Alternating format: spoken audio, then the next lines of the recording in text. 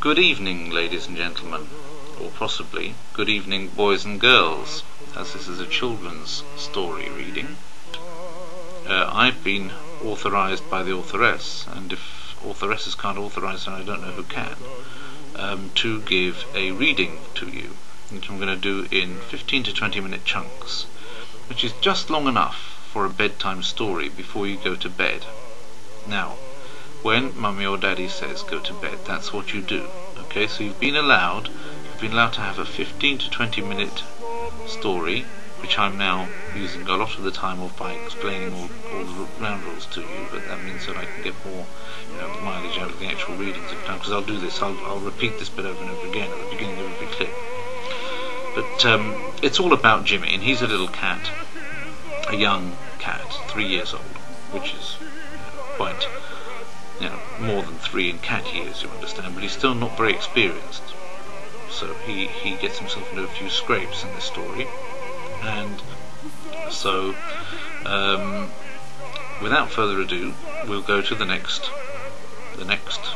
thrilling instalment, or possibly the first, if the first time you hear me say this. If not, then it's the next thrilling instalment of Jimmy and the Pink Diamond. "Is in your house a cat door?" asked the big bully. Jimmy nodded nervously. Then Genya put his wing around him in a friendly way and said, "We go to your house, da? Okay, Jimmy?" Genya was hatching an excellent and painful plan. He began to sing a lively Russian song, and he hopped about yelling, "Hey, hey, la la la, Anton," he laughed. "We help cat fly up to balcony. We take him by tail. We grab him here and there." "No, brother, don't do it.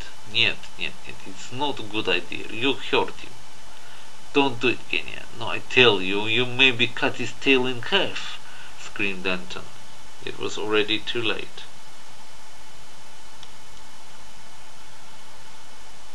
Trouble with ham and eggs.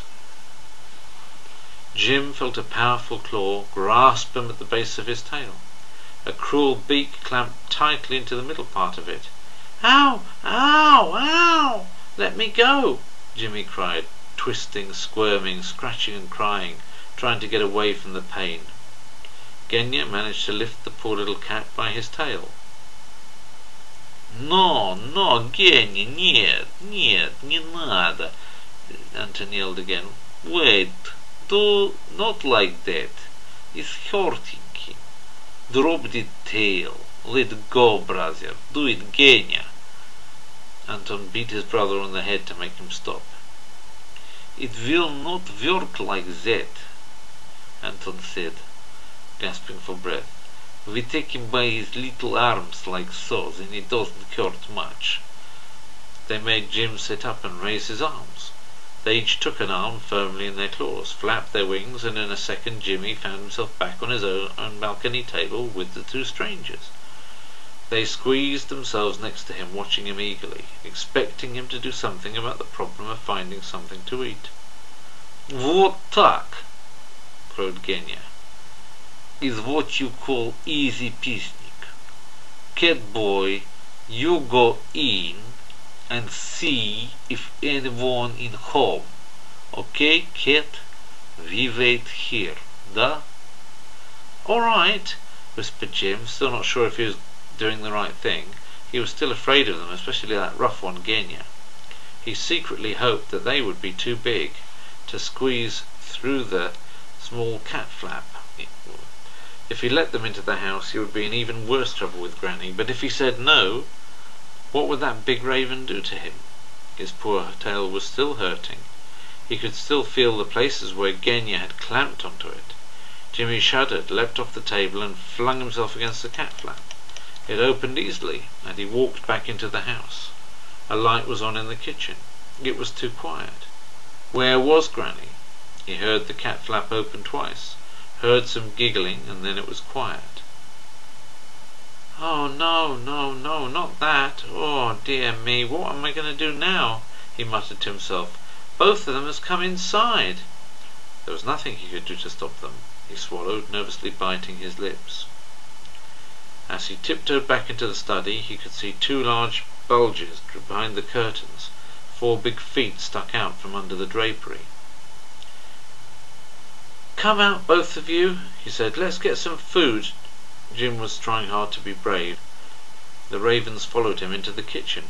Genya saw a plate of cat food on the floor and ran straight for it. He plunged his beak into the dish, which had been left there since breakfast. The edges had turned all hard and crusty. It smelled worse than ever. "Mmm, очень вкусно," yelled Genya with his mouth full. "He is saying your food is very delicious eating," translated Anton. Jim wondered what ravens ate in Moscow if this big lout thought that his crusty old leftover breakfast food tasted nice. Anton, yummy, yummy. Tastes like meat from Canyon supermarket with big strong dog on label," exclaimed Genya as he wiped his dripping beak on Granny's best tea towel. As usual, Anton stood next to his brother waiting. He knew better than to bother Genya whilst he was eating. "Where you keep other food, Jimmy?" Anton asked excitingly. Jim had been staring at Genya, amazed to see his smelly breakfast disappearing so fast. "In here, Anton," he replied, pointing to the small built-in refrigerator. "There's meat, bread, everything you need, but I have no idea how to get the door open." "Easy." "How?" "See a long crack here right between door and wall of fridge?" Anton stuck 3 of his claws precisely in the crack. Put claws in and pull like so. Ha, ha, ha. Easy, Jimmy. The door swung open. Jim and Anton started pulling everything off the shelves as fast as they could, and spread it out on the kitchen floor. Anton was as hungry as Genya, but he kept thinking of his grandfather who was still trapped and hungry. "Let's take the eggs, the sausages and some bread and jam," he ordered. "We need things light enough to carry." "I'll spread butter on this," cried Jimmy, hooking a piece of bread out of the wrapper with one claw. His other paw was already in the butter dish. He loved butter more than anything. "Have a bite, Anton. You haven't eaten anything yet," urged Jim as he spread the cold butter in uneven chunks on the bread. He had great globs of butter on his paws, which he licked until they were clean. He put the bread in front of Anton. Anton ate some and tried some ham. Genya discovered a can of cherry soda and was trying to punch a hole in the top with his beak. Eggs were dropped. Somehow a jar of mayonnaise landed on the floor. Genya stepped in it and tracked it all over the floor. Finally he succeeded in opening the can. It burst open like a volcano, spraying sticky red liquid everywhere. Anton found a box of mini chocolate cakes, stuffed 2 of them into his beak, and put the leftover cakes in with the rest of the food in Granny's tea towel. They found a little paring knife on the kitchen table and a little plastic cup.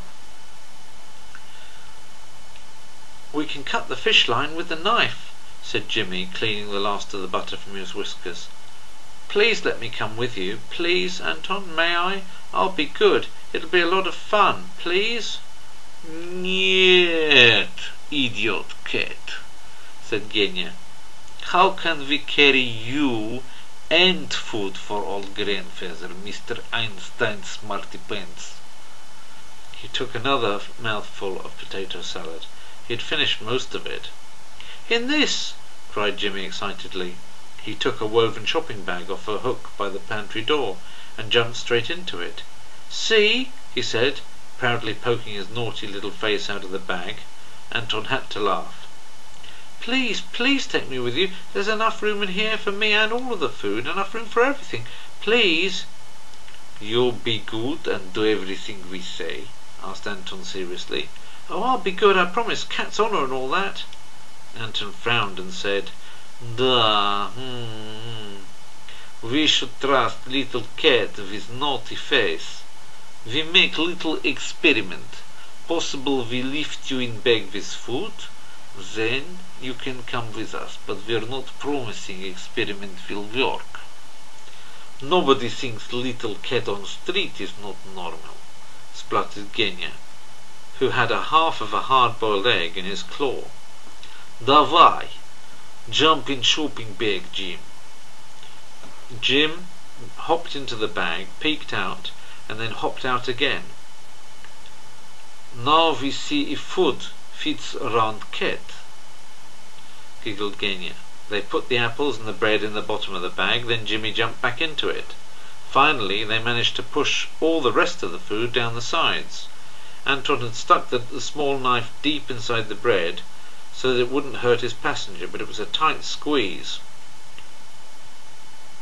"Anton, may we take the butter?" asked Jim. "Нет, Jimmy. No butter. We get butter later. Right, Genya, let's try to pick him up," cried Anton. They grasped the handles of the bag with their claws and attempted to rise up. Genya's wing hit a lamp on the table and knocked it over. They tried again, and a vase of fresh flowers hit the floor, and Granny's yellow roses lay broken in a puddle of water and shards of glass. The third time they managed to lift the shopping bag without knocking a single thing over, and flew up to the ceiling.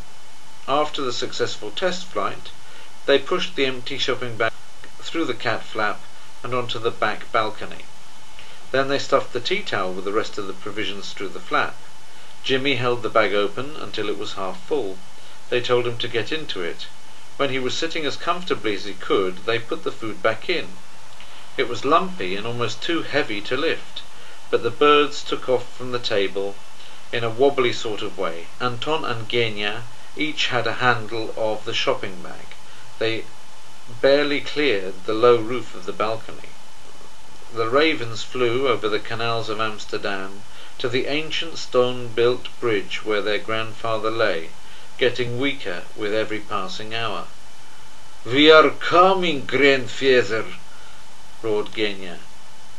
"Please let us get there on time," prayed Anton. Bridge over troubled waters.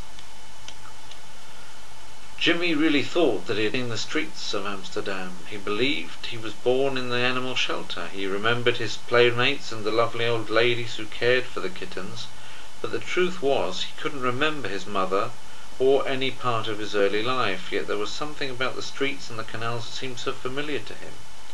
It felt like a dream. "If only Granny could see me now, she wouldn't believe it," he said to himself.